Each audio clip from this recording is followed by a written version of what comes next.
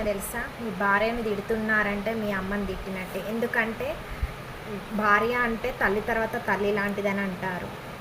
ప్రతిదీ మన పురాణాల ప్రకారం వివరించబడి ఉంది. స్త్రీమూర్తిని గౌరవించడం అది ముందు మీరు తెలుసుకోండి. ఎందుకంటే శివుడు అతను అర్ధనారీశ్వరుడే, అర్ధభాగ్యం పార్వతీమాతకి ఇచ్చాడు.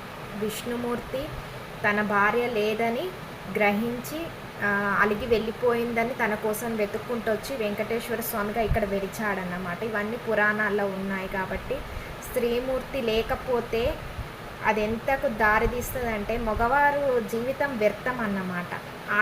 మగవారు లేని ఆడవారు మాత్రం ఇప్పటికీ మీరు చూస్తూనే ఉన్నారు సమాజంలో. తను స్ట్రాంగ్ అయి బతుకుతుంది కానీ మగవారు బతకలేరండి. అది గుర్తుపెట్టుకోండి. స్త్రీలను గౌరవించండి, బాధ పెట్టకండి. చాలా పాపం అన్నమాట. అంటే పద్ధతిగా ఉన్న స్త్రీల గురించి చెప్తున్నా.